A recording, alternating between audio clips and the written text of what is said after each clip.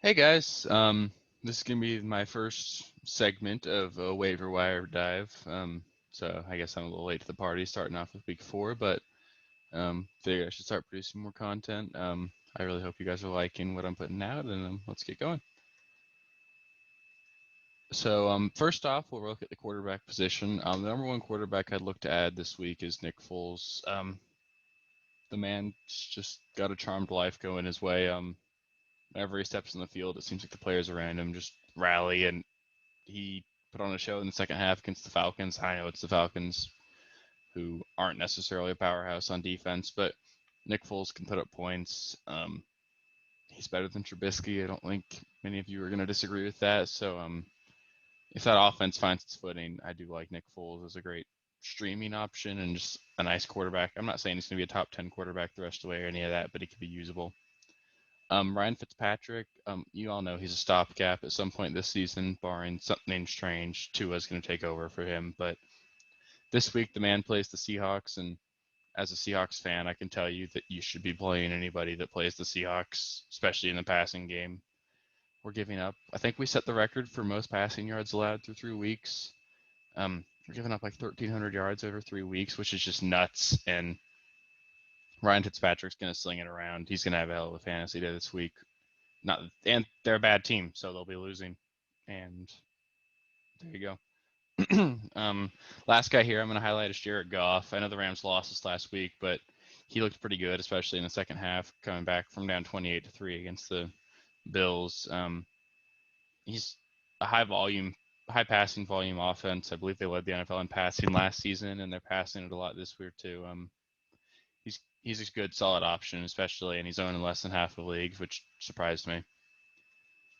Running backs to the target here. Number one here, I've got to say, is Myles Gaskin. The rest of these guys, I don't think hold on to their roles the rest of the season, but Gaskin, I believe, is going to. The man had 27 touches last week for the Dolphins. And yeah, it's so hard to find running backs that are getting that volume. And I know the argument is, oh, he's on the Dolphins, they're a bad team, but he's catching the ball out of the backfield. And like you guys saw with James Robinson last week, and I believe going forward, is any workhorse or starting running back on a NFL roster is going to be fantasy valuable. So get Gaskin, he's a workhorse in Miami. Number 2 is Carlos Hyde. Many of you have probably seen the play that Chris Carson got injured. There's a lot of talk about whether or not that was dirty, which my personal opinion it was, but I'm a Seahawks fan, so probably some bias there. But anyway, Carlos Hyde is a very capable running back, and I mean, he had over 1,000 yards rushing last season. And the Seahawks, as much as they do it, they like to run the ball. They haven't done it as much this year, but Carlos Hyde, the Seahawks running back position has put up a lot of points, and if Carlos Hyde fills in for Carson, he'll be very valuable as long as Carson's out. Another guy to keep an eye on in Seattle is Travis Homer. We use him a lot in the passing game.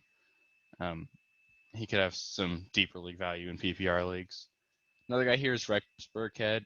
He had himself a day. I believe he scored 3 touchdowns this last Sunday.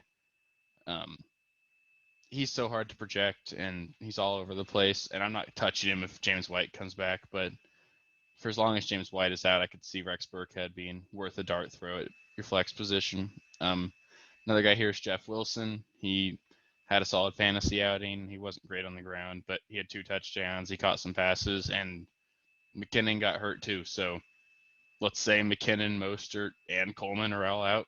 That leaves Wilson as the only warm body in a run-heavy offense. He'll put up points as long as he's the only one there. And Brian Hill, I think, is a guy to keep an eye on. It almost seems like it's a 50-50 split between him and Gurley, and he's not doing any worse. In fact, he looks quicker and more useful than Gurley. It's just Gurley's got the name value. But I won't be shocked if you see more Brian Hill down the stretch, especially if the Falcons are bad, which it looks like they're going to be.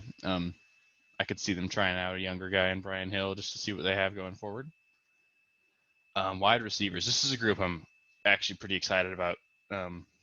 Number one, I've got to say, you've got to go get Justin Jefferson. I think he had over 170 receiving yards, and that's with Kirk Cousins throwing to him, which that's not going to change. But the Vikings have been an offense that have shown that they could support 2 receivers with Diggs and Thielen, and they finally gave Justin Jefferson a shot, and he wowed last week, and I won't be shocked if he does it the rest of the season. I mean, he's not going to do what he did, but he's going to have fantasy value, and he clearly looked like he could beat man-on-man coverage. So get Justin Jefferson if he's not owned.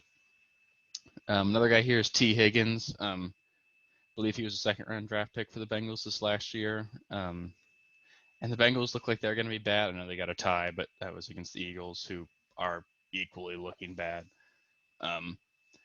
It makes sense to me that the Bengals would look to use their younger guys going forward. I see AJ Green starting to cede snaps down the road just because AJ Green's not proving to be worth that franchise tag, and I don't see him being on the Bengals next year. So why wouldn't they see what they have in Higgins and try and develop him? And he had 2 touchdowns last week, and I think he'll have that kind of role going forward in what's a bad team, so really pass heavy.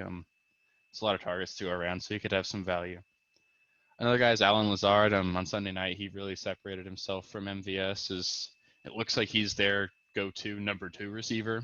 And the Packers look good, and Aaron Rodgers is looking good this year. And I don't think Lazard is necessarily playable until I see it more with Adams out there. But whenever Adams is out, Lazard is just start him and forget it option, and I think he might have some flex value even with Adams in. Another guy here is Chase Claypool.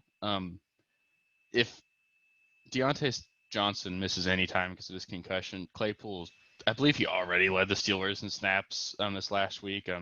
They really like him as a run blocker too, so that helps him stay on the field. But he's the threat to take any ball to the house. The Steelers are really great at developing their wide receivers. I think he's clearly jumped James Washington on that roster. So I think with Johnson out, assuming he does miss a game with the concussion, Claypool is in line to put up a lot of points this week, especially with Juju drawing all the top tier coverage. Another guy here is Curtis Samuel.